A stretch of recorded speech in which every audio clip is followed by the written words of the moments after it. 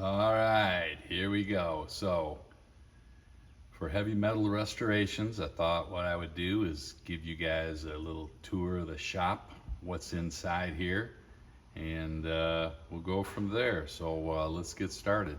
I will say that, as one of my signs here says, what happens in my garage stays in my garage. So, that's if we're going to keep it. So, let me just come back in, kind of give you the overall view. And then as I walk down here, I'm going to talk about heavy metal, how the name came about, and just maybe a little bit about each car, what's going on, how I came about them. And then in future videos, I will talk about each car, where they came from, how I bought them, what condition they're in. But let's talk about the actual name, heavy metal.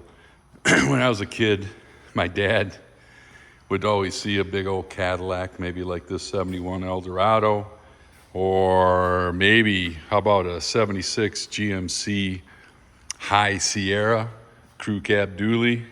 He would say, there's some heavy metal, that's for sure. And as I go around here, in the back corner over here, we've got a 53 Cadillac Coupe de Ville. I've done some work on it over the years. This car has followed me around the country, so to speak. And then right next to it, we've got a 56 Cadillac 75 Series 8-passenger sedan.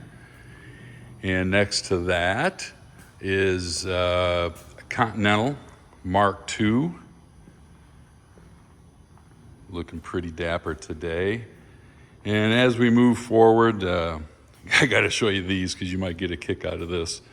I don't know how they ended up, because these guys aren't really heavy metal, but I ran across a deal, so I couldn't refuse it. So I've got a 71 Z60 Coupe, I think that is, and then the sedan next to it.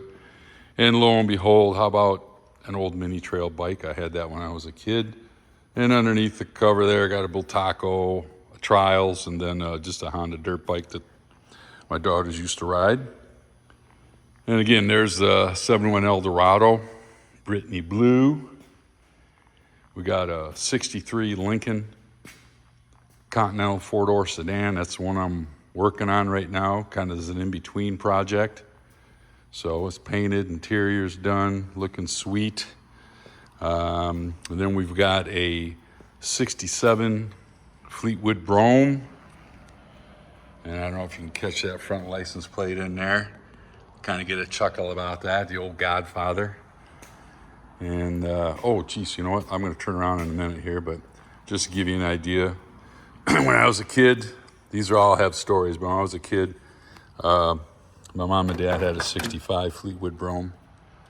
And what's awesome about these things is you got the little drop-down tray, little writing tray in there. Kind of cool.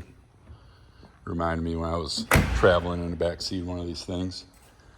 And then upcoming project, number of videos will be done on this bad boy right here. We got a 59 Cadillac convertible.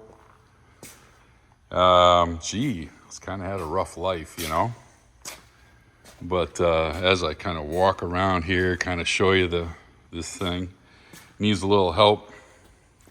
Oh, I got my Road King here. Needs a little help, but you know what? I'm here to give it life, and try to do the best I can to make it the best possible car it can be. So just to give you an idea, the last time it was inspected and on the road, check that out, 1971. So, it's got a tri-power, does have factory air, trunk release, cruise control. And then my main project I've been working on, and it's going to be coming to a conclusion here in the next maybe 60 to 90 days. Got my fingers crossed. I don't know if I consider this one heavy metal. How about medium metal? But 68 Firebird convertible. Factory 4-speed, radio delete, 400. And yeah, so again, this is just a quick, short video on the shop. And then the next one I'll post will probably talk about the car I've had the longest, which would be the 56 Cadillac 75 series. And there is one car missing. It's in our other garage, but I'll bring that out on another day. So anyways, enjoy. Don't forget to click, subscribe, like, and I'll see you next time.